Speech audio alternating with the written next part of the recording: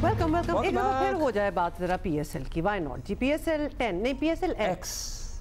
PSL factor भी होता है ना, एक वो है इस 10 नहीं पीएसएल होता है तो वो एक्स उसको लिख देते हैं ना रोमन उसमें फिगर्स में। तो पीएसएल एक्स चल रही है और अगरचे अभी महज 4 मैचेस ही हुए हैं, लेकिन मगर अब तक जो बात तशवीशनाक है वो पाकिस्तान टीम की बिग 3 या 4 की कारकर्दगी है, जो कि ज़्यादा मुतासर कुन नहीं रही और लगता है कि खिलाड़ी फॉर्म बहाली के लिए अभी जो है वो स्ट्रगल कर रहे हैं क्योंकि कुछ खास फॉर्म हो नहीं रही। वैसे अभी तक जितने मैचेस हुए हैं उसमें से मतलब कल का मैच भी बहुत ही हाई स्कोरिंग था, एक और मैच भी हाई स्कोरिंग था। कल का मैच हाई स्कोरिंग था, यस। और कराची वाला वो था भी हाई स्कोरिंग। पहला देखा था आपने? पहला बहुत बैड था। पहला जरा अजीब से था। पहला तो पहला होता है ना, पहला तो पहला होता है। चलो ठीक है, तो दूसरा होता है, मतलब दूसरा भी सही था और तीसरा भी सही था। देखिए हमारा अपना है ना इवेंट, तो हम हर चीज के लिए पीएसएल के तीसरे मैच में मुल्तान सुल्तान के कप्तान रिजवान का बैट तो चल गया, मगर कप्तानी उनकी नहीं चल सकी। उनकी सेंचुरी भी टीम के काम नहीं आ सकी। उन्हें कराची किंग के हाथों 4 विकेटों से शिकस्त का मुंह देखना पड़ा। पेशावर ज़ल्मी के कप्तान बाबर आजम की बात करें तो वो पीएसएल के दूसरे और इस इवेंट के पहले ही मैच में 0 पर चलते बने। क्वेटा ग्लैडिएटर्स के मोहम्मद आमिर ने उन्हें शिकार किया। पीएसएल की Mohammad Amir was good. PSL की तारीख में बाबर आजम सबसे ज्यादा 0 पर आउट होने वाले बैटर्स की फहरिस्त में तीसरे नंबर पर आ गए। कौन? बाबर आजम। ओह अच्छा, सॉरी। सबसे ज्यादा अंडे पर आउट होने वाले बैटर्स की फहरिस्त में आ गए हैं, तीसरे नंबर पर है। बाबर की टीम ज़ल्मी को 80 रन के बड़े मार्जिन से शिकस्त हुई। कौमी टीम के स्टार बॉलर लाहौर कलंदर के कप्तान शाहीन आफरीदी पीएसएल एक्स के पहले मैच में 1 विकेट भी हासिल नहीं कर पाए थे। हारिस रऊफ के हिस्से में भी महज 1 विकेट आई थी। लाहौर कलंदर को इस्लामाबाद यूनाइटेड के हाथों पहले मैच में 8 विकेटों से शिकस्त का जायका चखना पड़ा था, लेकिन कल जरा कम बैक किया लाहौर कलंदर ने। निहायत शानदार खेल पेश किया, क्वेटा ग्लैडिएटर्स को 79 रन से हराया। शाहीन शाह आफरीदी अलबत्ता कल भी फॉर्म में दिखाई दिए नहीं दिए। ऐसे ना करें। 6 रन देके उन्होंने 2 विकेटें हासिल की। चले कहा जा रहा था कि कौमी टीम के स्टार खिलाड़ी जिनकी फॉर्म नहीं लग रही, पीएसएल एक्स उनके लिए फॉर्म बहाली का अच्छा मौका हो सकता है। इब्तदाई मैचेस में तो शायद बहुत ज्यादा फर्क नहीं नजर आ रहा, देखें आगे चलकर क्या होता है। Let's see, we are hoping. Obviously there are so many matches, अभी बार-बार ये सारे खेलेंगे तो फिर वो फॉर्म वाली जो बात हो रही है वो हो ही जाएगी। इन तमाम मैचेस पे हम बात कर लेते हैं। सैयद याह्या हुसैनी हमारे साथ मौजूद हैं, सीनियर स्पोर्ट्स जर्नलिस्ट, और राशिद साबिक हमारे साबिक कप्तान मौजूद हैं। सो राशिद भाई, अभी तक जो मैचेस हुए हैं उसमें से 2 तो हाई स्कोरिंग मैचेस थे। Overall the quality of cricket and the quality of game, इस पे क्या तासुरात हैं आपके? क्वालिटी नजर नहीं आई अभी तक, बहुत अच्छी नजर नहीं आई। मैचेस अच्छे जरूर हुए, क्वालिटी का मतलब ये है कि मैचेस एंटरटेनिंग हुए हैं। बॉलिंग स्पेशली कंसर्न है। अगर आप देखें कराची का मैच, दोनों ने 236 235 रन किए हैं। दोनों की बॉलिंग का इशू है। लाहौर कलंदर नो डाउट कल जीती है, उनकी भी बॉलिंग का इशू नजर आ रहा है। बैटिंग सबने बहुत अच्छी बनाई है। 48 आवर्स जो याह्या भाई ने अपनी शर्ट पे लिखा है, क्वेटा ग्लैडिएटर्स 48 आवर्स के अंदर एक मैच 80 रन से जीतती है, दूसरा वैसे ही हार जाती है। समझ में ना आने वाली चीजें कुछ हैं इसमें, जो कि टीम को बहुत जल्दी फिक्स करनी पड़ेगी, अपने आप को बेहतर करना पड़ेगा। बाकी आपने जो बात की, सीनियर प्लेयर जो हमारे टॉप प्लेयर ने परफॉर्म नहीं किया, मतलब उनका नहीं है, वो कहीं ना कहीं जाके कुछ ना कुछ कर लेंगे। मतलब है कि नए प्लेयर्स जो आ रहे हैं उनकी परफॉर्मेंसेस नजर आनी चाहिए। हमें फ्यूचर देखना है पाकिस्तान क्रिकेट का। अगर नए प्लेयर्स हम नहीं बनाएंगे यहाँ से, नवाज को खिलाया है और उन्होंने बहुत अच्छी बैटिंग अभी तक नहीं की है। जो पाकिस्तान टीम के प्लेयर जो गए थे नए, उनकी भी परफॉर्मेंस अच्छी नहीं आ रही।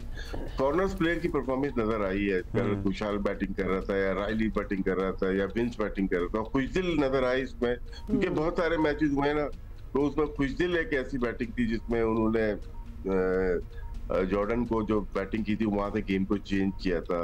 बाकी अबरार की बॉलिंग उनको यूटिलाइज सही नहीं कर रहे, जो लग रहा है कि बीच में कल दायरे में 2 ओवर करा दिए। मेन बॉलर है आपका, वो 2 ओवर दायरे में आपने करा लिए। फखर जो बैटिंग कर रहे थे, नईम बैटिंग कर रहे थे, तो शायद उसकी जरूरत बीच में थी। हारिस रऊफ का कंसर्न है बहुत ज्यादा, जहादात खान का कंसर्न है बहुत ज्यादा।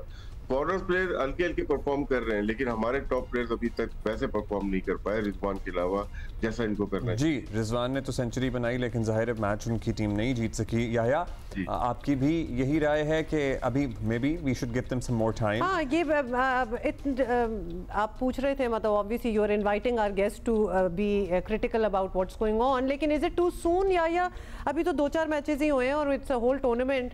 तो फॉर्म जिसकी हम बात कर रहे हैं कि अभी फॉर्म नहीं है, खासतौर पे बाबर आजम जिनकी हम बात कर रहे हैं वो अभी टू सून, मतलब वो टू सून तो नहीं है। These are professional established players. अच्छा, मैं थोड़ा सा कंसीडर्ड स्टार्स, मतलब सॉफ्ट ब्लो करने की कोशिश कर रही थी यू नो, लेकिन मैं आपको ये कहना शुरू कर दूं, it's too early in the day, इसलिए चलें ठीक है आप जो करना है करें, ऐसा तो नहीं होता। अच्छा, मुझ पे तो ना डाले, but Yahya what do you think कि यस, जैसे बाबर आजम फॉर इंस्टेंस, उन्हीं का एग्जांपल अगर हम ले लें, हम सोच रहे थे पीएसएल अपना ही है इवेंट और उसमें जरा वो शाइन करेंगे, नथिंग सो फार। देखिए हुमा और अब्दुल्ला, बात दरअसल ये कि बाबर आजम रन्स करते हैं या नहीं करते, ये मेरा कंसर्न नहीं है। बाबर आजम के लिए जरूर हो सकता है, क्योंकि अगर वो करेंगे तो वो लाइन ऑफ कंटेंशन में होंगे एशिया कप और वर्ल्ड T20 की, अदरवाइज वो और पीछे चले जाएंगे। लेकिन जो मेरे लिए सबसे बड़ा कंसर्न है, जो टूर्नामेंट को देखने के बाद मैं थोड़ा सा हैरान भी हूँ और परेशान भी हूँ, और जिस तरह मैं माजी में भी आपको कह चुका हूँ कि पाकिस्तान क्रिकेट की T20 क्रिकेट में डिक्लाइन की एक सबसे बड़ी वजह यह है कि जिनको फ्रेंचाइज नहीं खिलाती वो पाकिस्तान से T20 इंटरनेशनल क्रिकेट खेल रहे हैं। अभी पाकिस्तान सुपर लीग में आप देखिए, कोयटा ग्लैडिएटर से हसन नवाज नंबर 3 पर बैटिंग करने के लिए आ रहे हैं, और अभी न्यूजीलैंड के खिलाफ 5 T20 मैचों में वो इनिंग ओपन कर रहे थे। मोहम्मद हारिस पेशावर ज़ल्मी के लिए वो ओपन में सेट नहीं होते, क्योंकि बाबर आजम और साइम अयूब ओपन कर रहे हैं, वो नंबर 3 पर खेल रहे हैं, और वो पाकिस्तान से खेल रहे हैं, ओपन कर रहे हैं वो पाकिस्तान से। तो ये मेरे लिए बड़ा सीरियस कंसर्न है।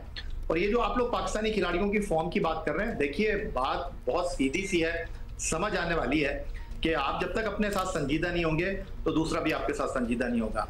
हारिस रऊफ, कल राशिद भाई बात कर रहे थे स्पोर्ट फ्लोर पे कि उनकी जो परफॉर्मेंस है वो बजाय ऊपर जाने के नीचे आ रही है। कल मैच 79 रन से जीती है लाहौर कलंदर, लेकिन हारिस रऊफ साहब जो हैं उनके 35 रन बने हैं, और जिस तरह उनको मेंडस खेल रहे थे या डाइलर रोसो खेल रहे थे, अगर उनकी पार्टनरशिप थोड़ी सी 30-40 रन की एक्सटेंड करती तो लाहौर कलंदर के भी पसीने छूट जाने थे। लेकिन आप कल का मैच देखें, आखिरी 3 ओवर में 50 रन बने हैं। कराची और मुल्तान का जो मैच हुआ है, आखिरी 5 ओवर में 84 रन बने हैं।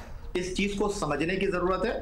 बराबर में इंडियन प्रीमियर लीग हो रही है, 15 के बाद वो बल्ला नीचे नहीं रखते, वो चौथे गियर में ही रखते हैं गाड़ी को। यहां पर आप थोड़ा सा पीछे आए तो आप चले गए। कल 95 रन थे लाहौर कलंदर के, 10 ओवर में उनके 2 आउट थे। 95 रन थे कोयटा ग्लैडिएटर के, लेकिन उनके 5 आउट हो गए थे। शुएब मलिक खेल रहे हैं कोयटा ग्लैडिएटर में, उनकी अहलियत सलाहियत के ऊपर मेरे को कोई सवाल नहीं है, लेकिन अगर वो 15 गेंदों पर 13 रन करेंगे और वो पाकिस्तान क्रिकेट बोर्ड में बहसियत मेंटोर क्या बताएंगे खिलाड़ियों को कि इस तरह खेलते हैं T20 क्रिकेट। और फिर कोयटा ग्लैडिएटर के कैप्टन सऊद शकील ने आकर कहा कि हमने एक बॉलर शॉट खिलाया, तो भाई किसने आपको कहा था एक बॉलर शॉट खिलाएं? काइल जेमिसन को आपने ड्रॉप किया, अकील हुसैन को आपने टीम में शामिल किया। बात हमारे खिलाड़ियों की इंटेंट की है। वो खिलाड़ी जो कि 2 साल पहले इंग्लैंड के लिए खेले थे, जेम्स विंस और सैम बिलिंग, वो ऐसे खेल रहे हैं जैसे वो इंटरनेशनल क्रिकेट के तकाजों को पूरा करते हैं। कल आखिरी 50 रन किस तरह किए हैं सैम बिलिंग ने, और कॉन्फिडेंस ऐसा है जैसे बचपन से इसी ग्राउंड में खेलते आए हैं, और वो पाकिस्तान में खेल रहे हैं आके। और जो पाकिस्तान के प्लेयर हैं वो पाकिस्तान में नहीं खेल रहे हैं। हम कहते हैं न्यूजीलैंड में जाके नहीं खेलते, हम कहते हैं जी गैर मुल्की कंडीशन में नहीं खेलते, यहाँ पर भी नहीं खेला जा रहा। फिर कल फहीम अशरफ एंड शुएब मलिक के 4 ओवर में 65 रन बने हैं। तो कोयटा ग्लैडिएटर, बिल्कुल राशिद भाई ने ठीक कहा, एक दिन चांद पे दूसरे दिन जमीन पे। हाँ, वैसे ये भी समझ नहीं आता ना कि क्या हुआ क्या होता है, मगर लाहौर कलंदर भी इसी तरह ही देख ले, the first match and then the match last night, तो वो आगे पीछे तो चल रहा है। नए टैलेंट की, इमर्जिंग प्लेयर्स की बात कर लेते हैं। हमने अपने जो एस्टैब्लिश्ड खिलाड़ी हैं ज़ाहिर है उनकी बात कर ली। राशिद भाई, अब तक के मैचेस में आपको लगता है कि मौका दिया जा रहा है या फिर ज़रा और स्पेस देनी चाहिए इमर्जिंग टैलेंट को? और कोई नाम, कोई 1-2 खिलाड़ी, 2-3-4 खिलाड़ी जो आपकी नज़र में आए हों कि हाँ you know there is a spark, there is potential?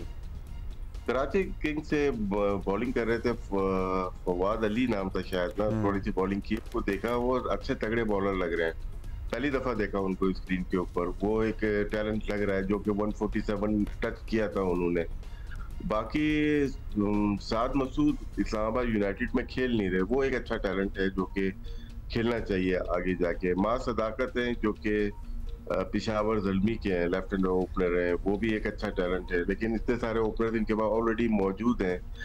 Nafe नहीं खेल रहे कोयटा से, शायद कल नहीं खेले, वो एक अच्छा टैलेंट नजर आया था लास्ट ईयर, उनको कैंप्स वगैरह में भी लेके आए थे, लेकिन नवाज के आने की वजह से उनको वो ड्रॉप हो गई। तो ये काफी प्लेयर और भी होंगे, मैं तो इनको 4-5 जो भी साल खेले डोमेस्टिक में उनको देखा था, असल में फॉर्मेशन जो बनी है, एक इमर्जिंग खेल सकता है कि मतलब मैक्सिमम आप ज्यादा खिला सकते हैं, लेकिन एक इमर्जिंग प्लेयर को अलाउ किया होता है। तो फ्रेंचाइज को चाहिए अभी मेरे ख्याल से 2 से 3 प्लेयर यंग डालने चाहिए, 2 इमर्जिंग के और एक आध और जो 25 साल का हो, जो कि पाकिस्तान टीम को आगे भी जिनकी अभी क्रिकेट बची हो करियर में मतलब उनकी age is also very important. देखिए सीनियर हम इसलिए खिलाते हैं, सिक्कू भाई भी बात करते हैं कि नहीं खेलना चाहिए, लेकिन मेरा इसमें थोड़ा डिफरेंट है। जो 35 से 36 साल के स्पिनर है ना, वो बहुत अच्छे स्पिनर हैं, उनको हमारे बैट्समैन को खेलना चाहिए। जब वो आप अच्छे स्पिनर को खेलते हैं तो आपको अच्छा खेलना आता है। तो ये फास्ट बॉलर को ये नहीं बोलूंगा 37 साल की उम्र, लेकिन स्पिनर्स जो है ना वो बहुत जरूरी है। हमारे स्पिनर्स खत्म होते जा रहे हैं, जितने यंग स्पिनर्स आ रहे हैं वो बहुत तेज बॉलिंग कर रहे हैं, वो मार बहुत खाएंगे यहाँ पे। तो इस वजह से जो अच्छे स्पिनर जैसे नोमान अली की बात करते हैं, टेस्ट क्रिकेट में आए वो बहुत अच्छी बॉल कर सकते थे यहाँ पे भी, लेकिन हमारे पास लेफ्ट आर्म स्पिनर बहुत अच्छे नजर नहीं आ रहे। जो है मेहरान मुमताज हो गए या दूसरे, वो बेंच पे बैठे हुए हैं। तो हमें देखना चाहिए हमारी फ्यूचर में रिक्वायरमेंट क्या है। टेक्निकल पॉइंट अगेन, स्पिनर्स की भी बात करेंगे, इमर्जिंग की भी बात करेंगे। हाँ, वो भी हो गई, लेकिन एक प्लेयर जिसका हमें बड़ा ही अफसोस था कि वो इंजर हो गए पिछले इतने हमारे टूर्नामेंट्स में और अब वो वापस आए हैं पीएसएल में, दैट इज साइम अयूब। तो याहिया आप बताएं साइम अयूब का कि एक तो परफॉर्मेंस के हवाले से भी बता दें और फिटनेस के हवाले से भी बता दें।